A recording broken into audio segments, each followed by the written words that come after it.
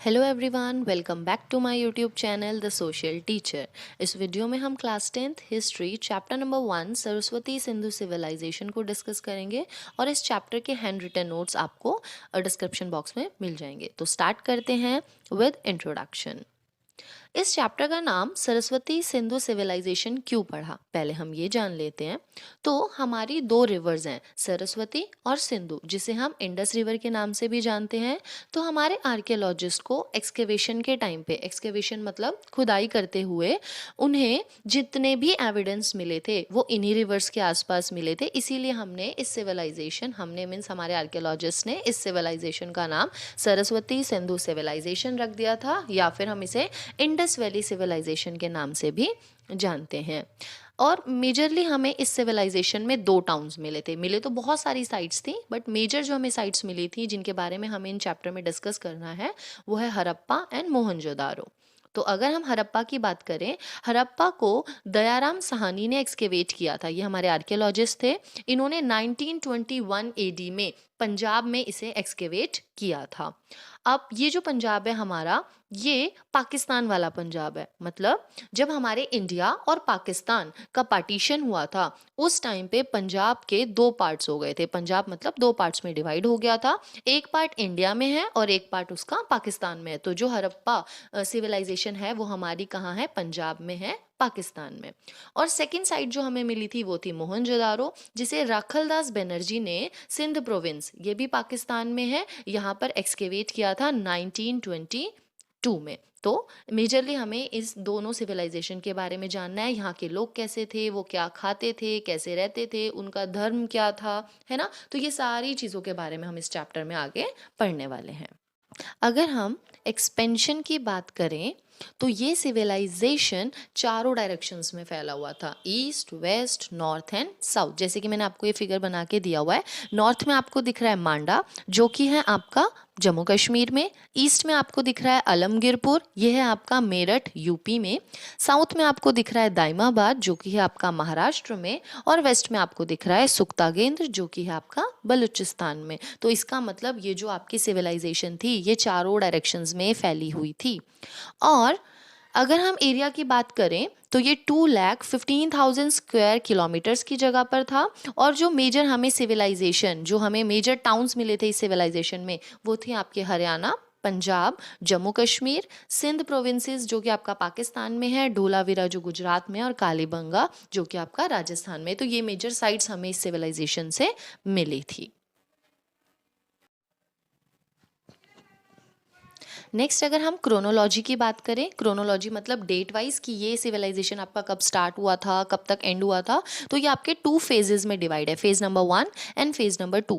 Phase number 1 की बात करें तो अर्ली पीरियड मतलब ये स्टार्ट हुआ था आपका 4000 से लेकर 2600 BC तक चला था। फिर अगर हम फेज 2 में आ जाएं तो अर्बन पीरियड, अर्बन मतलब जहाँ पर इस सिविलाइजेशन में बहुत सारी नई नई चीज़ें आई होंगी, है ना, लोगों ने ट्रेड करना स्टार्ट किया होगा, खाना पीना स्टार्ट किया होगा। तो वो सारी चीज़ें आपकी आई थी 2600 से लेकर 1900 BC तक। और लास्ट लेटर पीरियड जब इस सिविलाइजेशन का एंड आने वाला होगा वो हुआ था आपका 1900 से लेकर 1300 BC तक। अब हम इस सिविलाइजेशन के बारे में जानते हैं कि यहाँ पर कैसे लोग रहते थे, क्या खाते थे, ये सब जानेंगे। तो टाउन प्लानिंग की बात स्टार्ट करें तो यहाँ पर बहुत सारे डिफरेंसेस थे, मतलब कि लोग कैसे रहते थे। तो नंबर 1 है आपका 2 माउंट्स। इन्होंने ना 2 टीले बनाए हुए थे। अब टीले का मतलब क्या है कि अपर डायरेक्शन में कुछ लोग रहते थे और नीचे लोअर डायरेक्शन में कुछ लोग रहते थे, जैसे कि हमें पिक्चर में दिखाई दे रहा है। इन्होंने क्या किया था, वेस्ट डायरेक्शन और ईस्ट डायरेक्शन में पार्ट्स को डिवाइड किया हुआ था। वेस्ट डायरेक्शन में आपका फोर्ट एरिया था। फोर्ट मतलब जो आपके प्लेसेस होते हैं जहाँ पे ये राजा महाराजा रहते हैं, वो एडमिनिस्ट्रेशन मतलब रिच पीपल आपके वेस्ट डायरेक्शन में रहते थे। वहाँ पर बिल्डिंग्स बनी हुई थी। ग्रेनरीज मतलब क्या होता है, खाने के जो भंडार होते हैं वो मिले हैं हमें। तो ये सारी चीज़ें आपकी फोर्ट मतलब किले के अंदर पाई जाती थी। तो वेस्ट डायरेक्शन में आप बोल सकते हैं कि रिच पीपल रहते थे। और अगर हम ईस्ट डायरेक्शन की बात करें तो ईस्ट डायरेक्शन जो कि लोअर एरिया में था, तो लोअर एरिया में आपके रेजिडेंशियल एरिया था, मतलब जो नॉर्मल लोग रहते थे, पुअर रहते थे, कॉमन पीपल रहते थे, क्राफ्ट्समैन रहते थे, है ना, जो छोटे मोटे आर्टिस्ट होते हैं वो, और वर्कर्स जो टाइप के लोग थे, लेबर टाइप के जो सारे आपके थे, वो आपके ईस्ट डायरेक्शन में रहते थे। तो टाउन प्लानिंग की बात करें तो 2 माउंट्स थे, 2 टीले इन्होंने बनाए हुए थे, जिसमें इन्होंने डायरेक्शंस को डिवाइड किया हुआ था। नेक्स्ट अगर हम बात करें रोड्स की, तो यहाँ पे इस सिविलाइजेशन में रोड्स कैसी थी, तो जो आपकी मेन रोड थी उनको इन्होंने 5 या 6 ब्लॉक्स में डिवाइड किया हुआ था, और जो मेन रोड थी अगर हम मोहनजोदारो की बात करें तो वो 9.15 मीटर वाइड थी, और ये जो वहाँ की स्ट्रीट्स थी, गलियाँ, मेन रोड तो हो गई 9.15 मीटर वाइड थी, और जो वहाँ की सड़कें, गलियाँ थी वो थी 3 मीटर वाइड। यहाँ पर जो रोड्स थी आपकी वो अनपेव्ड थी, मतलब कच्ची सड़कें थी, लेकिन कच्ची सड़कों के होने के बाद भी यहाँ पर सफाई का पूरा ध्यान रखा जाता था। अगर हम ड्रेन्स की बात करें, नालों की बात करें, तो इन्होंने क्या किया था, जो घरों के ड्रेन्स थे उनको एक बड़ा वाला ड्रेन था टाउन का, उसके साथ अटैच किया हुआ था, ताकि जितना भी वाटर है, जितना भी वेस्ट है, वो सारा टाउन से, घरों से पहले टाउन वाले ड्रेन में आए, और टाउन से फिर वो क्या हो जाए, बाहर निकल जाए। तो इसका मतलब इन्होंने ड्रेनेज सिस्टम का भी पूरा ध्यान रखा हुआ था। और यहाँ पर जो ये ड्रेन्स थे वो आपके पेव्ड ब्रिक्स, मतलब पक्की ईंटों से बनाए गए थे, और ईंटों का जो साइज था वो भी देख कर लिया गया था कि जितना, मतलब घरों के लिए जितना चाहिए होगा उतने का ड्रेन बनाया था, टाउन में जितना बड़ा आपको ड्रेनेज सिस्टम चाहिए होगा, तो एज पर रिक्वायरमेंट इन्होंने ब्रिक्स का साइज जो था रेशो डिवाइड किया हुआ था। और जो ड्रेन्स थे उनको प्रॉपरली कवर भी किया हुआ था, ताकि किसी तरीके की बीमारियां ना फैले। तो हमें दिखाई दे रहा है कि इस सिविलाइजेशन में क्लीननेस को पूरा ध्यान दिया हुआ है। फिर अगर हम बात करें रेजिडेंशियल और कम्युनिटी बिल्डिंग के बारे में कि लोग कहाँ रहते थे, मतलब उनके रहने की जगह कैसी थी, तो अगर हम रेजिडेंशियल बिल्डिंग्स की बात करें जहाँ पे कॉमन पीपल रहते थे, वहाँ पे 3 से 4 कमरे हमें दिखाई दिए, एक किचन दिखाई दिया, बाथरूम दिखाई दिया, और कोर्टयार्ड इन द मिडल, मतलब बरामदा टाइप उनको मिडल में बिल्डिंग के दिखाई दिया।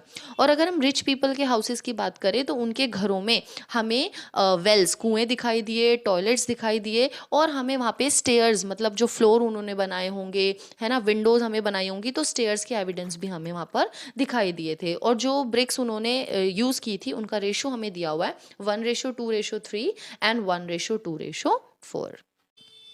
अब रेजिडेंशियल के बाद अगर हम बात करें कि इस सिविलाइजेशन में आर्ट कैसी थी, मतलब यहाँ पे लोग कैसी कला का यूज़ करते थे, है ना, तो art of Saraswati Sindhu civilisation के बारे में हम पढ़ते हैं। यहाँ पर हमें स्टोन, मेटल और क्ले के स्कल्पचर्स मिले थे, मतलब मूर्तियाँ मिली थी, पत्थर की भी, मेटल की भी, और चिकनी मिट्टी से बनी हुई आपको मूर्तियाँ यहाँ पर दिखाई दी थी। यहाँ पर सील्स थी, सील मतलब जैसे हम स्टैंप लगाते हैं, तो यहाँ पर आपको स्टैंप दिखाई दिए थे, बीड्स दिखाई दी थी, जो कि पूरे एस्थेटिक क्ले से बनाए गए थे, मतलब पुरानी जो क्ले होती है आपकी, उससे, चिकनी मिट्टी से आपके बनाए हुए थे, जिसमें आपके मेन थे, विमेन थे, एनिमल्स एंड बर्ड्स की भी हमें सील वहाँ पर मिली थी। अगर कौन से एनिमल्स और बर्ड्स की बात करें तो वो थे बुल्स, शीप, गोट, डॉग्स, एलिफेंट्स, पैरट्स, पिजन, इन सब की सील हमें वहाँ पर देखने को मिली थी। अगर हम ज्वेलरी की बात करें तो ज्वेलरी में आपको गोल्ड एंड सिल्वर की ज्वेलरी मिली थी, जो कि लगता है कि रिच पीपल यूज़ करते होंगे, एंड कॉपर की जो ज्वेलरी थी वो आपके पुअर पीपल्स यूज़ करते थे। नाउ अगर हम पॉलिटिकल लाइफ की बात करें, पॉलिटिकल लाइफ का मतलब है कि उस टाइम पे राजनीति कैसी थी, वहाँ का स्ट्रक्चर कैसा था, काम कैसे होता होगा उस सिविलाइजेशन में। तो जिस तरीके की यूनिफॉर्मिटी थी टाउन प्लानिंग में, यूनिफॉर्मिटी का मतलब क्या होता है कि सेम फैसिलिटीज़ थी दोनों के लिए, पुअर और रिच पीपल के लिए भी। तो इससे पता चलता है कि सिविलाइजेशन में जो एडमिनिस्ट्रेशन सिस्टम था वो बहुत अच्छा होगा, क्योंकि आप देखिए रोड्स थी वहाँ पर तो वो सभी यूज़ करते होंगे, ड्रेनेज सिस्टम था वो भी सबके लिए ही था, है ना। तो इससे हमें पता चलता है कि वहाँ का एडमिनिस्ट्रेशन सिस्टम बहुत अच्छा था। लेकिन किस तरीके का एडमिनिस्ट्रेशन सिस्टम था ये किसी को अभी पता नहीं चला। किस तरीके का मतलब, जैसे हमारे यहाँ पे प्राइम मिनिस्टर होते हैं, प्रेसिडेंट होते हैं, तो ये सब देखते हैं, तो हमें नहीं पता चला कि उस सिविलाइजेशन में किस तरीके का सिस्टम था। मेसोपोटामियन सिविलाइजेशन जो अलग सिविलाइजेशन था, इसमें सारा कंट्रोल मंदिरों के पुजारी, मतलब प्रिस्ट के पास हुआ करता था, और ज़मीन का भी सारा कंट्रोल इनके पास ही हुआ करता था। अगर हम स्कॉलर्स की बात करें, इनका मानना था कि जो इस सिविलाइजेशन में, सरस्वती सिंधु सिविलाइजेशन में जितना भी एडमिनिस्ट्रेशन का जो काम था वो 2 कैपिटल्स चलाती थी, हड़प्पा एंड मोहनजोदारो। क्यों? क्योंकि ये शहर जो थे ये बड़े थे, यहाँ पर आपको बहुत सारी फैसिलिटीज़ मिल रही थी, तो स्कॉलर्स का मानना था कि जितना भी कंट्रोल होता होगा एडमिनिस्ट्रेशन का वो यही दोनों कैपिटल्स चलाती होंगी। लेकिन अगर हम साइज़ की बात कर रहे हैं तो राखीगढ़ी और धोलावीरा भी बहुत इंपॉर्टेंट थी एज पर देयर साइज, लेकिन फिर भी स्कॉलर्स का मानना था कि हड़प्पा और मोहनजोदारो ही ऐसे स्टेट्स थे जो कि यहाँ पर एडमिनिस्ट्रेशन का काम करते होंगे। अब हम बात करते हैं सोशल लाइफ की। सोशल लाइफ मतलब कि वहाँ का समाज कैसा था, उस समय वहाँ पर लोग कैसे थे, है ना, कैसे रहते थे। तो सोसाइटी जो थी सिंधु सिविलाइजेशन की, उसको बहुत अलग अलग क्लासेस में डिवाइड किया गया था।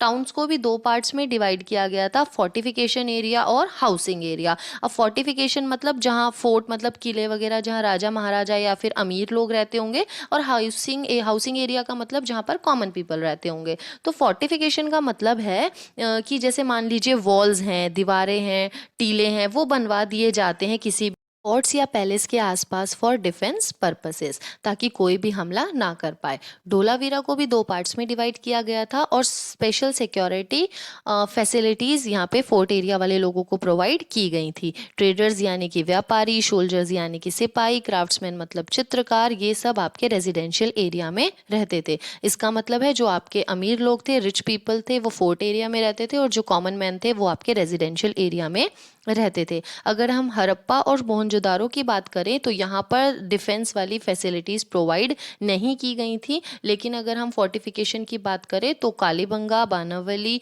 और धोलावीरा में इसकी एविडेंस मिले थे।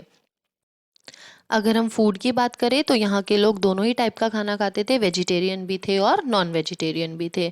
और उस समय मेन और विमेन दोनों ही ऑर्नामेंट्स पहनते थे, जैसे कि नेकलेस, ब्रेसलेट्स, रिंग्स एक्सेट्रा।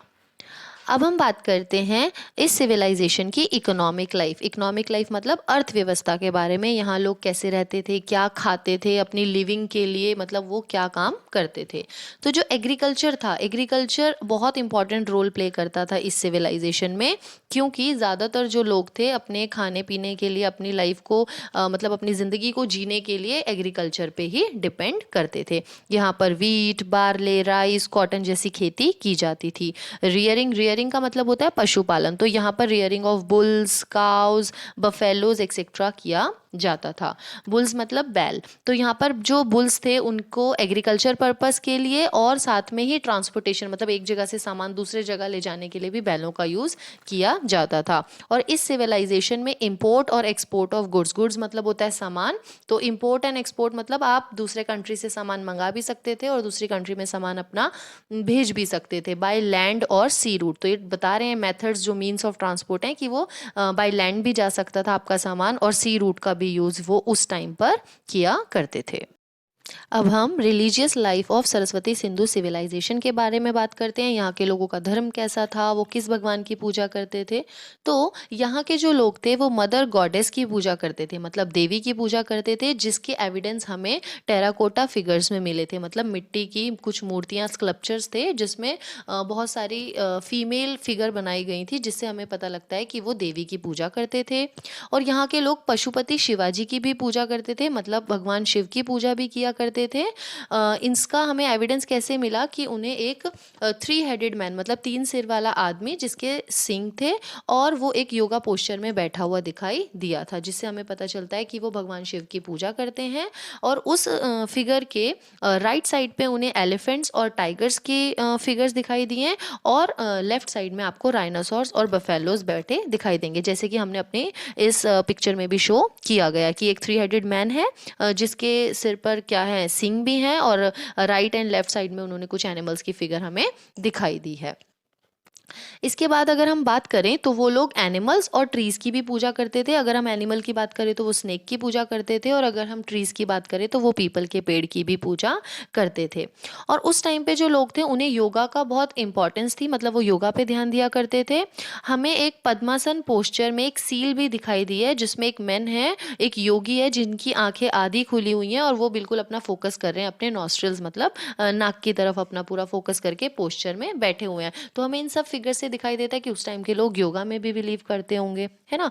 उसके बाद है 3 मेथड्स थे फर्नल के, मतलब जो लोगों को दफनाया जाता था या उन्हें जलाया जाता था, तो 3 तरीके के मेथड्स हुआ करते थे कि डेड बॉडी के साथ क्या करते थे। या तो वो कंप्लीट उसको जला दिया जाता था, या पार्शियल मतलब आधा जला दिया जाता था, या सिरेमेशन मतलब दाह संस्कार उसका डेड बॉडी का किया जाता था। और एक हमें अलग सी बात भी इसमें दिखाई दी थी कि जो भी ये टूम थे, कब्र थी या जो भी था, ये टाउन के बाहर मिलते थे, और जो हेड था डेड बॉडी का वो तो नॉर्थ की साइड रखा जाता था, और जो फीट थे, पैर थे, वो साउथ की तरफ रखे जाते थे।